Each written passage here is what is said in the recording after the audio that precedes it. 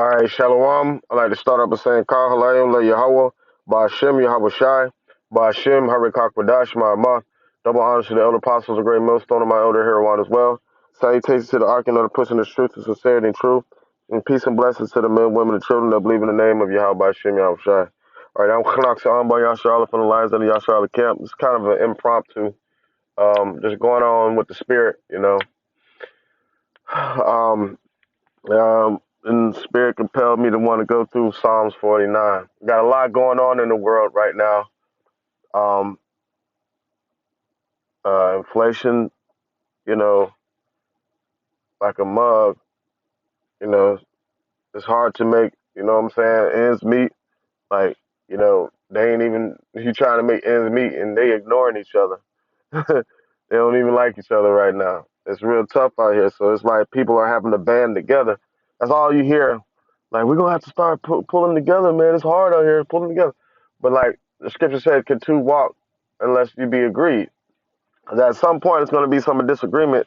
And the people are going to, no matter how much the people try to band together because of, of difference of mindsets, um, the Lord's going to keep division. And that's what the Lord says He's coming to bring, division, you know.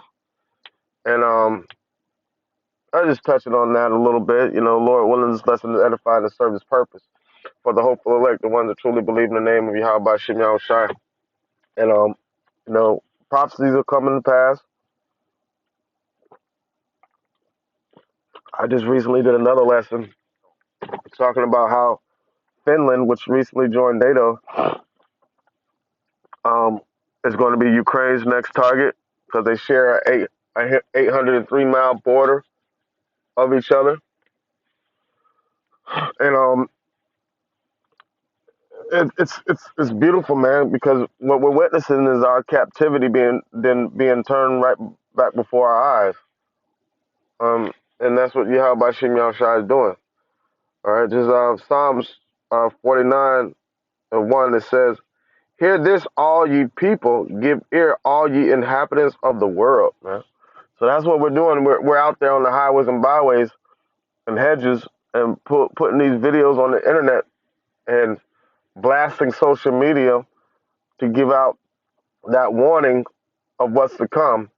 Give them that warning of Yahweh Shema Shai, because that's what He said. Give them warning of me, and that's what the men of the Lord are doing. It says both low and high, rich and poor together. So even though we're out there on the highways and byways to gather the elect of Israel, this message is to the whole entire earth and all the inhabitants of the earth. Because why? Because the hour of temptation is going to happen to the whole inhabitants of the earth. You know, everybody is going to be faced with that hour of temptation. Everybody's going to be faced with that destruction that's going to come. Only the elect of Israel are going to reap salvation. However, this message goes out to the whole earth. My mouth shall speak of wisdom, and the meditation of my heart shall be of understanding. Right. So that's how you're going to be able to tell the true men of the Lord, because of their mouth is going to speak wisdom and understanding. They have the understanding. We have the understanding of that was given unto us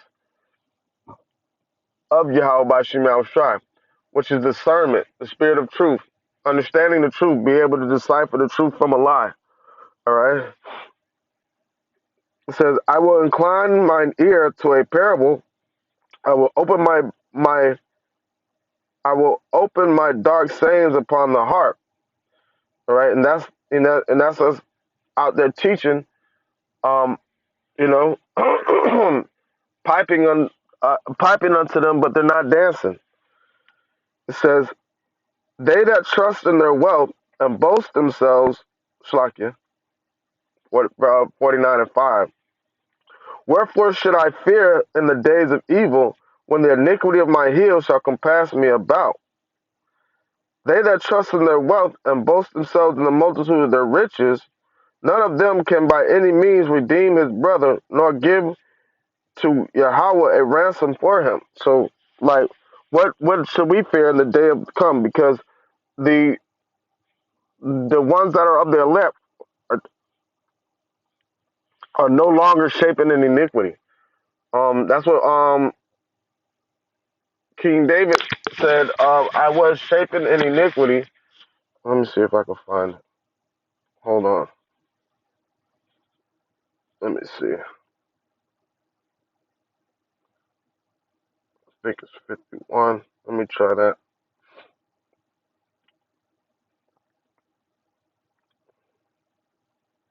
Right.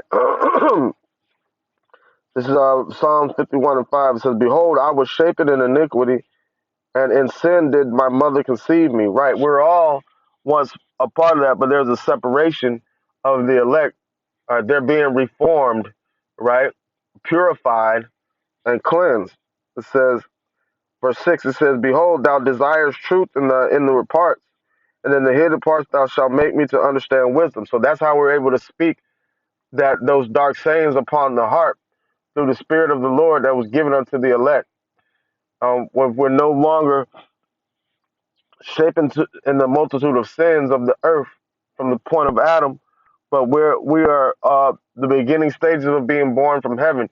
It happens spiritually first, then it's going to be a physical manifestation once you see New Jerusalem being born from heaven, coming out of the sky. All right. So even though everyone was shapen in iniquity, the elect were pulled from that. All right. Back to Psalms 49, it says,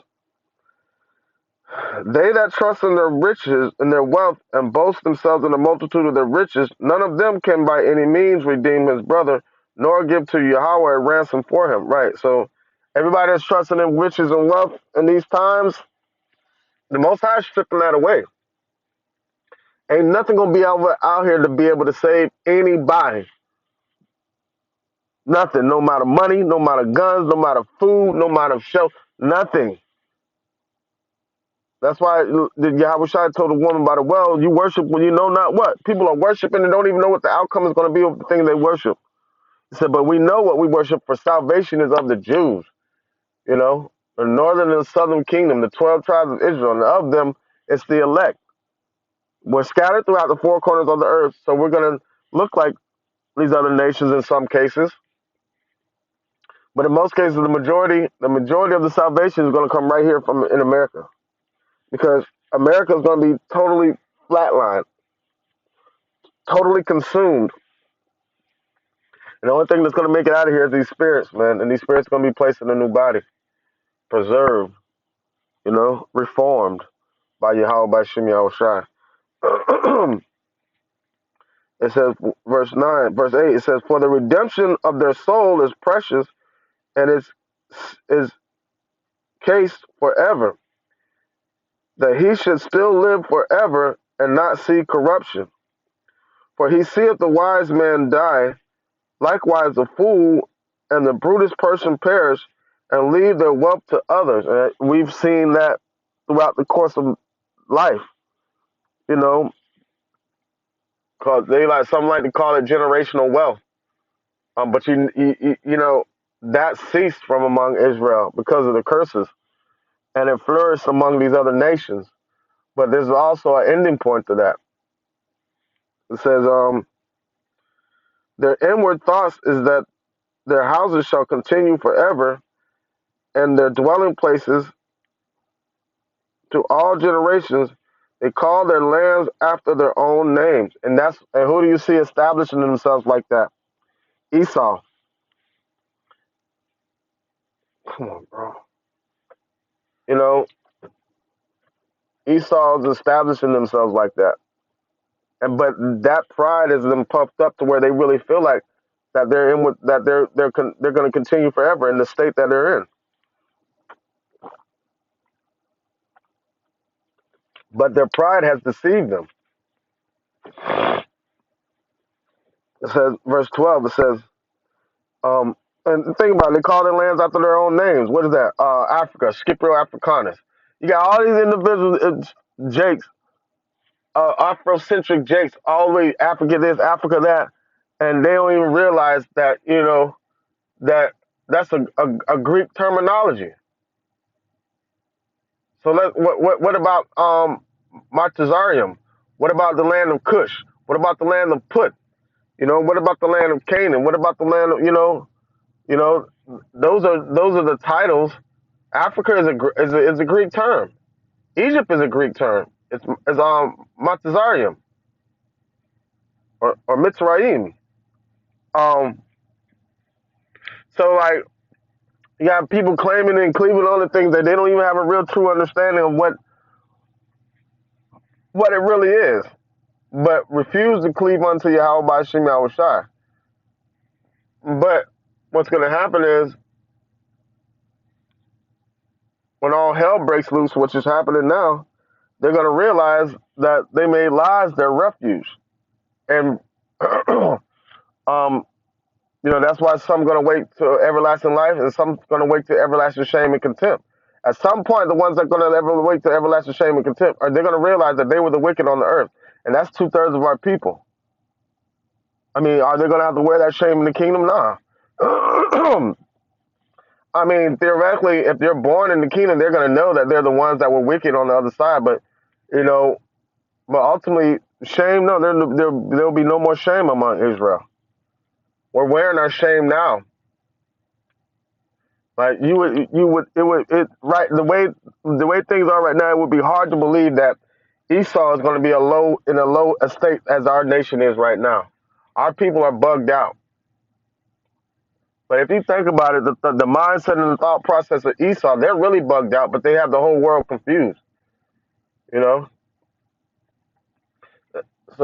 verse 11 again, it says, their inward thoughts is that their houses shall continue forever, and their dwelling places to all generations. They call their lands after their own names, right? And that's why because they leave memorials unto themselves. That's why they continue to do that, call lands after their own names, like in remembrance of setting a mark, Verse 12, it said, nevertheless, men being in honor abideth not. He is like the beasts that perish. This their way is their folly, yet their prosperity approve their saying. Right.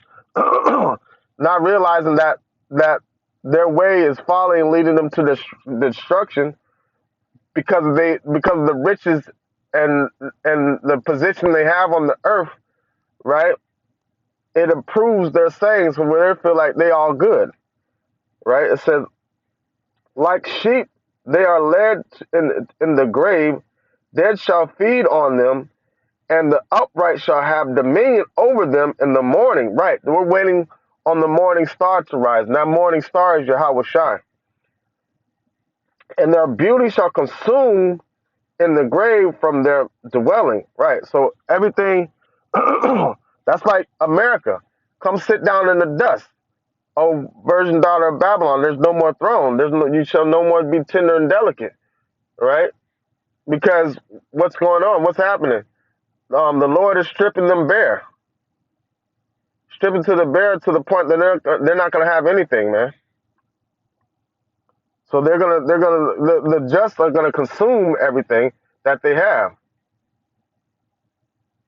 All right, verse 15 it says, "But Yahweh will redeem my soul from the power of the grave, right? For he shall receive me." Right. So we're being risen up out of those graves. All right. It says, "Be not thou afraid when one is made rich, when the glory of his house is increased." Like, so that's why it says, "Envy not that oppressor and choose none of their ways." Because ultimately that it's not the beginning of a man that defines him, but it's the end of a man. So that all that they have is going to be a witness against them when Yahweh Shai shows up.